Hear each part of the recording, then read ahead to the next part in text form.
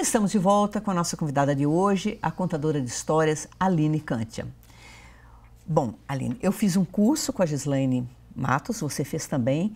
Nesse curso eu aprendi que existe uma técnica, né? Uma técnica básica. Você tem desde o cuidado com o ambiente, por exemplo, ambiente que tem mais madeira é mais propício, né? Azulejos são o terror de um contador de história, porque reverberam a voz. Você tem o cenário, que geralmente você coloca poucos elementos, é um espetáculo minimalista, a contação de história. É bom que seja assim, né? Um elemento, um tapete, enfim. Eu gostaria que você falasse um pouco da técnica que você tenta transmitir para os contadores e também falar um pouco do estilo, né? Porque a pessoa não fica subsumida à técnica, ela tem o seu estilo próprio, né? Sim, eu falo muito sobre isso, assim, porque não dá para, às vezes, eu gosto muito de um contador, eu quero ser igual a ele, mas às vezes o meu estilo não é o estilo dele, né? Então, assim, quando a gente fala de técnica, eu penso muito, primeiro, primordial, é como é que eu vou oferecer essa história para o público, que é esse preâmbulo da história, que é a preparação, que vem desde preparar o ambiente, né? Como você falou, se eu vou contar uma história, eu estou a serviço da história. Então, o meu figurino, às vezes as pessoas perguntam muito, que figurino que eu uso? Eu posso ficar, eu queria vir vestida de bruxa, eu posso? Pode, só que você tem que ser a bruxa contando a história do início ao fim. Porque não dá para colocar uma roupa de bruxa e ser a Aline contando história, porque uma coisa vai competir com a outra. É a mesma coisa dos gestos, a mesma coisa o uso de objetos. Eu posso fazer tudo, eu posso usar um objeto? Posso. Mas se aquele objeto aparece mais do que o conto, a mesma coisa com a música, né? Eu trabalho muito com a música junto. Então, assim, como que eu vou escolher um repertório musical? É uma música que conta a história junto comigo. Então, quando eu vou pensar... e essa preparação da história, ela tem muito ligado também... Está todo mundo ali. O que as pessoas estão esperando de mim? Para onde que eu quero levá-las? E o contador de história tem esse poder de levar para onde ele quiser. Então, quando eu chego e falo assim... Era uma vez, há muito tempo atrás... Quando os bichos falavam, eu levei todo mundo para aquele lugar onde eu posso falar qualquer história de bicho que fala, porque eu levei todo mundo para esse lugar. Então, acho que quando eu penso na técnica, eu penso nessa técnica um pouco orgânica também, porque às vezes, quando eu vou lembrar do meu primeiro contador de história, muitas vezes eu não lembro da história em si que ele contava, mas eu lembro do jeito que ele chegava, eu lembro às vezes do cheiro, lembro da maneira como ele sentava, que ele envolvia. Então, essa atmosfera do contador de história, esse portal, quando a gente fala assim, era uma vez, eu estou criando assim, eu estou levando as pessoas para um outro lugar, que é um outro tempo. Um tempo assim, onde eu posso contar uma história que aconteceu há 1000 anos. Eu vou contar a história de um deserto. Eu nunca tive um deserto. Quem está ouvindo nunca teve um deserto. Mas eu tenho que imaginar como é que é uma pessoa andando no deserto. E ele vai sentir a secura do deserto, né? Como a menina que no final da sua contação de história falou sobre o rio, ela falou, deixa eu te dar um abraço, você está tão fresquinha. Quer dizer, né? Ela estava ali naquele ambiente úmido. Exatamente. Do rio, né? Sim. Então, porque quando eu vou contar uma história, eu tenho que pensar na imagem que aquela palavra traz. Então, se eu falo uma história que eu estou bebendo um vinho numa taça, não é só beber um vinho numa taça, eu tenho que pensar que vinho é esse? Como que é esse vinho? É um vinho branco? É um vinho tinto? De onde será que vem esse vinho? Vem daqui da América Latina? É um vinho muito antigo? Como é que é essa taça?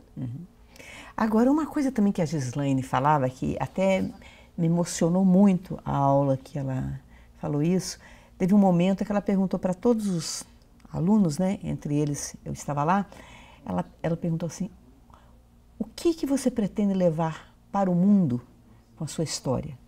Porque o mundo já está repleto de vulgaridade. Você quer acrescentar mais vulgaridade ou você quer levar uma coisa boa, uma coisa bela, uma reflexão bonita? Ou seja, é a questão da ética do contador de história, que também é fundamental, né? Sim, na busca do repertório, né? Isso é muito importante. Quando eu vou escolher um repertório, eu busco isso, com essa história, o que eu vou falar com essa história?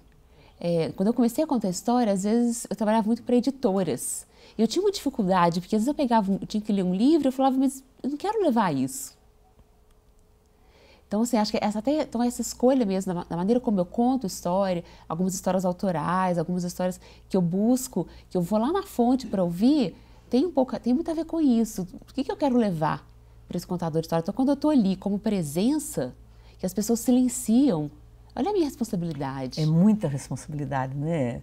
Ao mesmo tempo, uma outra coisa que me seduz muito na contação de história, que talvez as pessoas não percebam de maneira geral, é como ela é uma atividade sofisticada. Porque no mundo, né, que Ítalo Calvino escreveu, a profusão de imagens que existe no mundo atual, onde tudo é entregado pronto, as imagens são entregues prontas, de repente vê um contador de história e fala: entrou na sala uma princesa maravilhosa. Os cabelos eram longos, o quadril se movimentava, o sorriso. Cada um cria a sua imagem. Sim. Eu acho esse poder, essa potência das histórias de fazer o outro criar imagens uma coisa maravilhosa. É um cinema particular, né? Exatamente. A história nunca é a mesma. Para cada um ali, se a gente perguntar no final, né, como é que era a sua princesa? Como é que era a sua? Né, quando eu conto histórias do meu avô, cada um vai lembrar do seu avô. Então, quando eu penso o que eu quero levar, eu acho que eu quero levar o silêncio. Eu quero que as pessoas silenciem os ruídos externos para ouvir elas mesmas. Porque eu acho que quando você ouve você mesmo, quando você consegue imaginar a história, você vai sair dali e vai contar essa história para alguém. E silenciar num mundo que é tão barulhento, né? É. Às vezes a gente for pensar, às vezes passa o dia inteiro e a gente não silenciou momento algum. Às vezes o único momento que a gente tem para silenciar é nesse encontro com a palavra. E o silêncio é fundamental, né, para você pensar sobre a vida e pensar sobre si mesmo, né? Sim. Eu acho que quando eu penso na história, eu penso muito nessa possibilidade da escuta, que hoje em dia é tão longe, né, da gente. A gente tem o tempo inteiro, a gente entra, o tempo inteiro tem informação girando. E aí a gente acumula informação, mas não tem conhecimento, tantas vezes. Né? E a informação vai passando, uma passa, outra passa. E eu acho que a história ela fica justamente por isso. Eu chego em casa, eu gosto muito dessa história, e eu quero contar essa história depois. Quantas vezes, às vezes eu fico 1 hora num espetáculo, o tempo depois é muito maior. Eu fico 2 horas conversando com o público, porque eles vêm, eles falam, aquela história que você contou sou eu. Não, aquela mulher que você contou que estava trabalhando com pilão, como é que você sabe? Essa história é minha. Não, você tem que... as pessoas me contam histórias também. Eu acho que isso também é muito legal. Eu termino de contar uma história, alguém já quer me contar uma história que lembrou. Acho que o mundo precisa de que as histórias povoem mais o mundo. Isso. Agora, quem sabe, então, você conta uma história Claro. pra gente. Vou contar uma história que eu escutei lá no Calunga, em Goiás. Um dia eu estava deitada numa rede e comecei a escutar umas mulheres que cantavam do lado de fora. Eu levantei, girei a tramela, abri a janela e comecei a ouvir. Nessa hora a dona Lió acendeu a lamparina e a casa inteira se alumiou. Aquela luz bonita, amarela do sertão. Me levou lá para fora, pegou na minha mão e me disse que eu não ia conseguir olhar olho no olho assim não. Porque ela me disse que essas histórias vieram de muito tempo atrás. E que no início do mundo, a distância entre o chão e o céu era bem menor do que é hoje. Dava até para a gente tocar as nuvens se esticasse um pouco os pés. E nessa época, viviam em algum lugar da África 2 mulheres, que eram muito amigas, que passavam o dia inteirinho juntas trabalhando com seus pilões. Elas pilavam arroz, pilavam milho, pilavam e falavam. Pilavam e cantavam. E o céu ali pertinho escutava tudo. E elas pilavam e cantavam, pilavam e falavam. Mas à medida que o dia ia aumentando, iam chegando outras mulheres. E elas iam falando e pilando e falavam dos seus amores, das suas dores. Até que um dia uma dessas mulheres pilou tão alto, mas tão alto, que fez um furo no céu.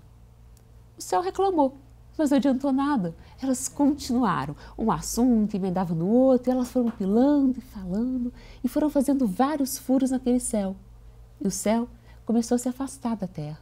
E ele foi subindo, subindo, subindo. E quanto mais ele subia, mais mulheres ele via ao redor do mundo. Mulheres que navegavam, mulheres que trabalhavam, mulheres que cantavam. E ele foi subindo, subindo, até chegar no topo do mundo, que é onde o céu está até hoje. E os africanos contam que em qualquer lugar do mundo, se a gente abrir a janela do quarto à noite e olhar para o céu, pode ser que a gente escute essas mulheres cantando, porque os buracos nunca mais fecharam. Eles transformaram nas estrelas que iluminam a escuridão da noite.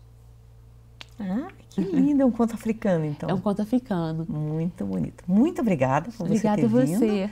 Um prazer. Aprendi muito hoje e reaprendi certas coisas que a gente não esquece nunca, né? A Gislaine fala, quando você aprende uma história, você nunca mais esquece. É verdade. Né? Obrigada e agradecer a vocês também que acompanharam a nossa conversa até agora, sempre renovando o convite. Sexta-feira, às 12h15 da tarde. Até lá.